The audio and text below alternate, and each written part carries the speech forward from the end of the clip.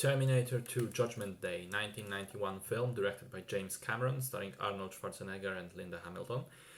I have now gone back and watched the first two Terminator films for the first time ever in quick succession, and what needs to be said right away is that I now fully understand why Judgment Day is always present in discussions about sequels. I believe you can make a strong case that it's one of the best, if not the best, case where a sequel is so much better than the already good original. So the story takes place about 10 years after the first one. The setup is once again extremely simple. The machines from the dystopian future have sent yet another Terminator into the past, this time to kill not Sarah Connor, but her young son John.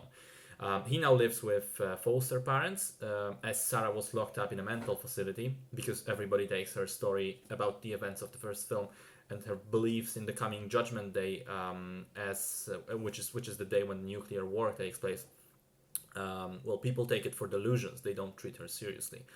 However, John will have an ally in this quest of survival because once again the humans have sent someone after the Terminator as well.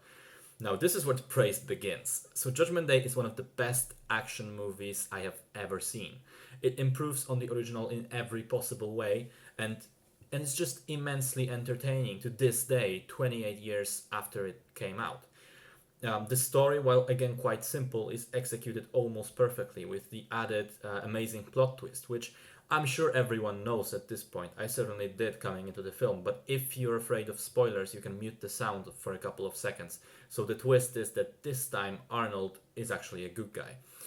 I'm saying it's an amazing plot twist because even if you know it, if you're watching, kind of pretending that you don't, you can really appreciate how carefully the story is constructed around it and presented to us to fool us completely right until the moment of the reveal.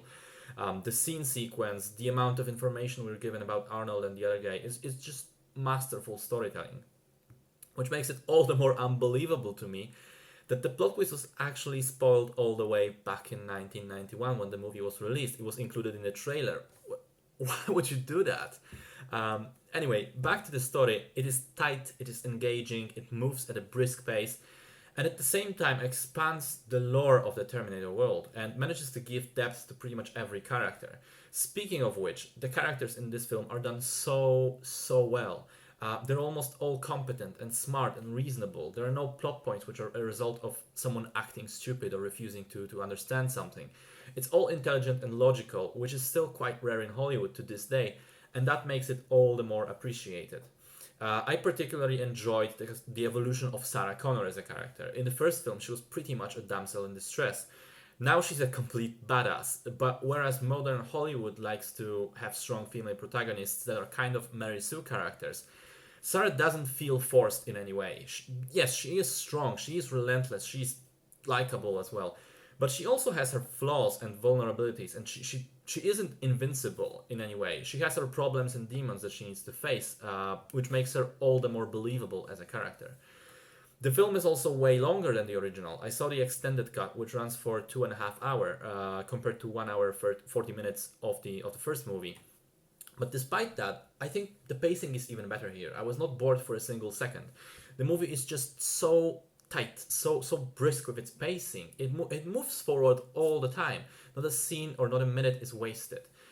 Everything matters in the great scheme of things, and even the slower scenes are used to the max, to either build the world or develop the characters or set up things for later scenes, even visually speaking, or just to let us take a short breath before another action sequence.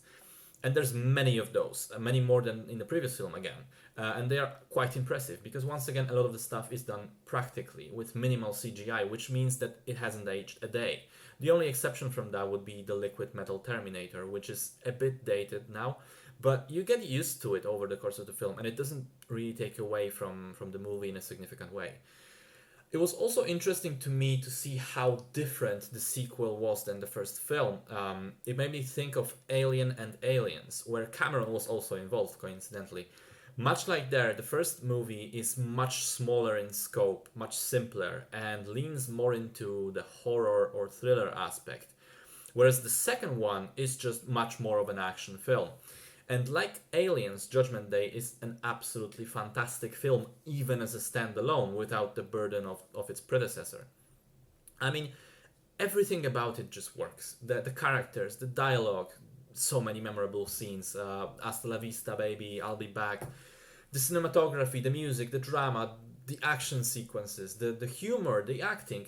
It's an absolutely amazing movie. If I had one complaint about it, it would be the acting of Edward Furlong, who was a kid actor at the time. I think his delivery of lines is somewhat lacking, especially as we nowadays had so many competent child actors in It, Chapter 1 and 2, in Stranger Things, and similar movies and series. So he's just a little bit off, but still, it doesn't take away from the film as a whole.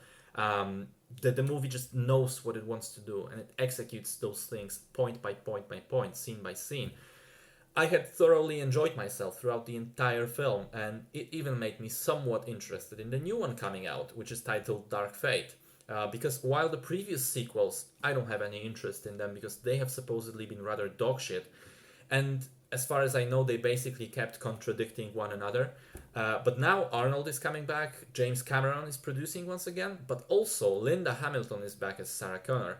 And the film is supposed to ignore all the other sequels, just take the first two movies into account. Will it be good? Who knows? A similar thing worked extremely well for Halloween just last year, but making a sequel many years after the previous film is always a tricky job to pull off. But I think that if Dark Fate comes even close to the greatness of Judgment Day, it can be bloody fantastic.